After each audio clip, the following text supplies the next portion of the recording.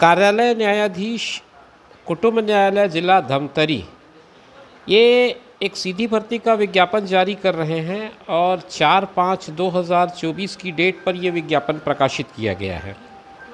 दोस्तों नमस्कार, आप देख रहे हैं ज़ीरो पीरियड। इस वीडियो में हम लोग बात कर रहे हैं कुटुंब न्यायालय धमतरी के इस सीधी भर्ती के विज्ञापन की, जिसमें विज्ञापन के तहत जो प्रकाशन की तिथि 4/5 बताई गई है, उसमें आवेदन पत्र प्रस्तुत करने के लिए अंतिम तिथि 3/6/2024 संध्या 5 बजे तक, मतलब 5 PM तक अगर आप अपना आवेदन पत्र भेज लेते हैं 3 तारीख को, तो फिर ये आवेदन आपका स्वीकार कर लिया जाएगा। विज्ञापन की विस्तृत जानकारी समझते हैं। इसमें कहा गया है, कुटुंब न्यायालय धमतरी की स्थापना के अंतर्गत तृतीय श्रेणी सहायक ग्रेड 3 के समकक्ष साक्ष्य लेखक सेल अमीन और चतुर्थ श्रेणी संवर्ग के अंतर्गत भृत्य, ये दोनों कैटेगरी में आवेदन पत्र मंगाए गए हैं। रिक्त पदों पर सीधी भर्ती के लिए छत्तीसगढ़ शासन विधि एवं विधायी कार्य विभाग मंत्रालय, महानदी भवन, नटल नगर, रायपुर के इस पत्र क्रमांक का रेफरेंस दिया गया है। पत्र क्रमांक आपके सामने है, स्क्रीन पर आप देख पा रहे होंगे 2764/982/21B छत्तीसगढ़ 2024, 15 मार्च का ये पत्र का रेफरेंस है। इस पत्र के हिसाब से इनको अनुमति दी गई है इस पद की पूर्ति के लिए। अर्हता प्राप्त भारतीय नागरिकों से कुटुंब न्यायालय धमतरी में 3/6/2024 की संध्या 5 बजे तक आवेदन पत्र आमंत्रित किए जा रहे हैं। इस तिथि के बाद प्राप्त होने वाले आवेदन पत्रों पर विचार नहीं किया जाएगा। तो ध्यान रखें, इसकी जो लास्ट डेट है वो बताई गई है 3/6 की। पदों के विवरण को अगर आप देखना चाहें तो सहायक ग्रेड 3 के समकक्ष ये जो पद हैं वो उनकी संख्या 2 है और भृत्य की 1 है, तो कुल मिलाकर के 3 पद बनते हैं।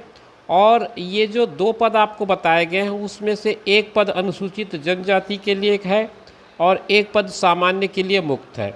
तो 1 पद आरक्षित है कहें और 1 पद अनारक्षित है। तो ये दो अलग अलग कैटेगरी के पोस्ट हैं। अब बात करते हैं भर्ती के लिए अन्य सामान्य शर्तों की। कौन कौन सी शर्तें ज़रूरी हैं इस पद पर आवेदन करने वाले आवेदक के लिए। सहायक ग्रेड 3 के समकक्ष जो 2 कैटेगरी बताया गया है, उसमें अगर आप आवेदन करते हैं तो आपको L4 का मैट्रिक्स मिलता है। 19,500 से 62,000 का स्केल है इसमें, और स्नातक परीक्षा आपको उत्तीर्ण होनी चाहिए। 1 साल का कंप्यूटर डिप्लोमा होना चाहिए, हिंदी अंग्रेजी मुद्र लेखन का ज्ञान होना चाहिए और छत्तीसगढ़ी बोली / स्थानीय भाषा का ज्ञान होना ज़रूरी है। भृत्य पद के लिए जो आवेदन करेंगे उनको L1 का मैट्रिक्स मिलेगा और जिसमें 15,600 से 49,400 का स्केल मिलता है और मान्यता प्राप्त बोर्ड से 8वीं कक्षा की परीक्षा उत्तीर्ण होना ज़रूरी है। साथ में छत्तीसगढ़ी बोली / स्थानीय भाषा का ज्ञान होना अपेक्षित है। आयु सीमा की बात करें तो 18 वर्ष मिनिमम और 30 वर्ष मैक्सिमम बताया गया है। छत्तीसगढ़ के स्थानीय निवासियों को 35 वर्ष तक की छूट दी गई है और ये छूट 35 वर्ष में 5 वर्ष की छूट जो है वो अधिकतम आयु में, ये छूट की अवधि कैलेंडर वर्ष दिनांक 31/12/2028 की समाप्ति तक के लिए प्रदान की गई है। तो ये एक छूट का क्लास है। उसके अलावा जो सामान्य नियम होते हैं वो नियम इसमें लागू हैं। अधिकतम जो आयु सीमा है वो 45 वर्ष की होगी। सारे छूट, किसी भी तरह का छूट अगर आपको मिल रहा है तो उसमें देय छूटों को मिलाकर कुल मिलाकर के आपको 45 साल से पहले की आयु सीमा के भीतर होना ज़रूरी है। अब आपको ये बता दें कि आप अपना आवेदन पत्र किस तरह से भेजेंगे, उसकी एक प्रक्रिया है। प्रक्रिया किस तरह से पूरी की जानी है उसको समझते हैं। प्रत्येक पद के लिए पृथक पृथक आवेदन करना होगा। इसका मतलब 2 कैटेगरी है, दोनों में अगर आप आवेदन करना चाहें तो आपको अलग अलग आवेदन भेजने पड़ेंगे। एक ही आवेदन पत्र या एक ही लिफाफे में ना भेजें। इसके लिए आपको पृथक पृथक लिफाफे का प्रयोग करना है। आवेदन पत्र के साथ एक प्रारूप संलग्न है और उसी को भर करके आपको 3/6/2024 शाम 5 बजे तक भेज देना है। जिस लिफाफे पर आप भेजेंगे उसमें ये पता लिखा होना ज़रूरी है, कार्यालय न्यायाधीश कुटुंब न्यायालय धमतरी छत्तीसगढ़, और उसमें रखे ड्रॉप बॉक्स पर डाल सकेंगे। देखिए, इसमें जो भेजने के तरीके बताए गए उसको थोड़ा सा ध्यान से समझिए। पंजीकृत डाक, speed, registered post, courier, email, fax या अन्य त्वरित माध्यम से प्राप्त आवेदन पत्रों पर विचार नहीं किया जाएगा। नो पोस्टल मेथड, आप इस बात का ध्यान रखें, डाक से ना भेजें, आपको ड्रॉप बॉक्स पर ही जा कर के आवेदन पत्र को डालना है। तो अगर आप आवेदन करना चाहते हैं तो इस बात का ध्यान रखें कि आप अपने आवेदन को धमतरी जा कर के कोर्ट में रखे हुए उस बॉक्स में ही डालेंगे। आवेदन पत्र के साथ सारे डॉक्यूमेंट्स अटैच करें, जिसमें रोजगार कार्यालय का जीवित पंजीयन, और अगर जाति प्रमाण पत्र है तो जाति प्रमाण पत्र, निवास प्रमाण पत्र, शैक्षणिक योग्यता के प्रमाण पत्र और अपडेटेड फ़ोटो, ये आपको प्रस्तुत करना ज़रूरी होगा। अब बात करें नियुक्ति की प्रक्रिया की, तो नियुक्ति की प्रक्रिया जो पहला कैटेगरी है जिसमें साक्ष्य लेखक या सेल अमीन है, जो सहायक ग्रेड 3 के इक्विवेलेंट है, असिस्टेंट ग्रेड 3 के इक्विवेलेंट है, जो इसमें कौशल परीक्षा 100 अंकों की होगी। 250 अंकों का एक डिक्टेशन दिया जाएगा, उसको आपको सुन करके टाइप करना है। टाइप करने के लिए आपको 10 मिनट का समय होगा। शुद्धता से कंप्यूटर पर Ubuntu open source operating system का उपयोग करना है। लिब्रे ऑफिस पे टाइप करना होगा। हर गलती के लिए आधे अंक काटे जाएंगे। ये गलतियां कहाँ कहाँ काउंट की जा सकती हैं तो मैं बता दूं, हेडिंग है, बोल्ड, पैराग्राफ सेटिंग और टाइप की प्रत्येक अशुद्धि के लिए ये आधे अंक काटे जाएंगे। ये जो कौशल परीक्षा होगी उसमें सभी अभ्यर्थियों को न्यूनतम 33%, आप इस बात का ध्यान रखें, 33% अंक प्राप्त करना अनिवार्य होगा।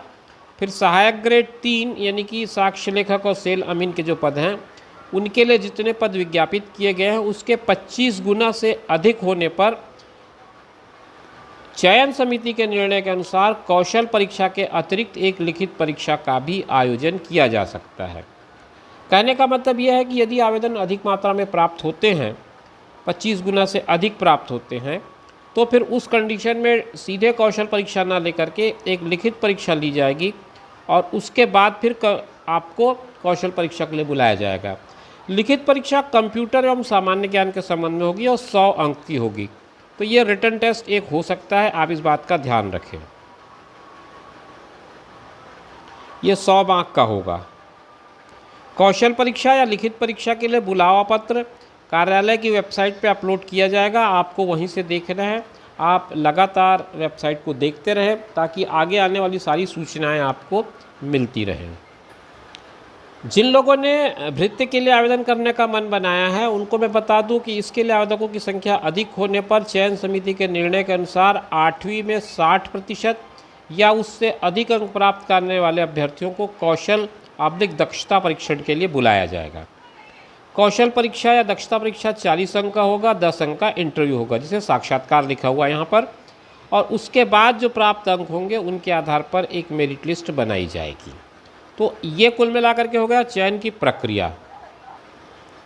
आपके जितने आवेदन पत्र आएंगे उनका परीक्षण किया जाएगा। पात्र और निरस्त किए गए आवेदन पत्रों से संबंधित पृथक पृथक सूची नोटिस बोर्ड पर अपलोड कर दी जाए, नोटिस बोर्ड पर चिस्पा कर दी जाएगी।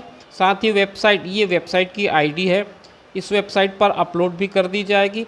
अपात्र और निरस्त किए गए आवेदनों में दावा आपत्ति मंगाई जाएगी और उसके बाद यानी कि शाम 5 बजे तक का जो टाइम दिया जाएगा उसके हिसाब से दावा आपत्ति पर कोई विचार उसके बाद नहीं किया जाएगा। फिर इनका एडमिट कार्ड जो है वो भी इसी वेबसाइट पर मिलेगा, वहाँ से डाउनलोड करेंगे और स्वयं के व्यय पर परीक्षा तिथि को प्रवेश पत्र में अंकित निर्धारित स्थान और समय पर उपस्थित होंगे। किसी भी किस्म का टीए आपको नहीं मिलेगा। परीक्षा की तिथि जो है अगर संख्या ज़्यादा हो जाती है तो आगामी तिथि निर्धारित करके एक से अधिक पाली में भी ली जा सकेगी। तो दोस्तों मैंने लगभग सारी बातें आपको बता दी हैं। अब एक चीज़ रह जाती है कि मैं आपको ये भी दिखा दूं कि वहाँ जो आप आवेदन पत्र है वो किस तरह का दिखता है, क्या क्या आवेदन पत्र में बातें मांगी गई हैं, आपको क्या भरना है। तो आइए वो भी देख लेते हैं। ये आपके आवेदन पत्र का प्रारूप है, इसमें ऊपर लिखा हुआ है आवेदन पत्र का प्रारूप। और ये सहायक ग्रेड 3 के समकक्ष साक्ष्य लेखक और सेल अमीन आब्लिक भृत्य के लिए नियुक्ति हेतु। यहाँ पर आपको अपना फ़ोटो पेस्ट करना है, फिर ये लिखा हुआ है उसके हिसाब से आपको अपना नाम, पूरा नाम, आवेदित पद का नाम, फिर अपना नाम हिंदी और अंग्रेज़ी में, फिर मेल या फीमेल ये लिखना है आपको, फिर पता लिखना है, फिर जन्म तिथि लिखनी है, 1/1/2024 को अपनी आयु बतानी है, अगर आप बोनाफाइड हैं, मध्य प्रदेश के छत्तीसगढ़ के मूल निवासी हैं या नहीं है ये बताना है, और साथ ही उसका प्रमाण पत्र सत्यापित करके संलग्न करना है। यदि आप अनुसूचित जाति, जनजाति या पिछड़ा वर्ग के सदस्य हैं तो उसका हाँ लिख करके प्रमाण पत्र संलग्न करना है। रोजगार कार्यालय का पंजीयन प्रमाण पत्र संलग्न करना है, रोजगार कार्यालय का नाम लिखना है, विवाहित की स्थिति बतानी है, विवाहित है तो तिथि बतानी है, जीवित बच्चों की संख्या बतानी है। दूसरे पेज में आपसे पूरी आपकी टेक्निकल और एजुकेशनल क्वालिफिकेशन उसकी डिटेल पूछी गई है, जिसमें जितने भी आपके पास क्वालिफिकेशन है वो आप लिखेंगे, उत्तीर्ण होने का वर्ष लिखेंगे, बोर्ड का नाम, विषय, प्राप्तांक, पूर्णांक, इस तरह से ये बात हो जाएगी। उसके बाद फिर कार्य अनुभव का विवरण आपको देना है।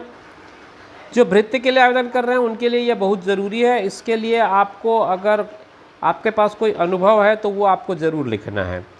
अगर आप किसी प्राइवेट किसी गवर्नमेंट या सेमी गवर्नमेंट ऑर्गेनाइजेशन में काम कर रहे हैं तो उसका डिटेल यहाँ पर देना है, और फिर सारे प्रमाण पत्रों की एक सूची बनानी है और सूची बना करके उसी क्रम में इसमें अटैच करना है।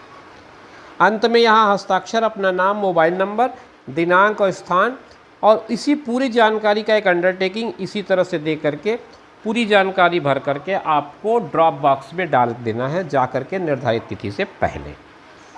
तो दोस्तों, उम्मीद करता हूँ कि यह जानकारी आपको स्पष्ट होगी, और आप यदि इस आवेदन करने का मन बना रहे हैं तो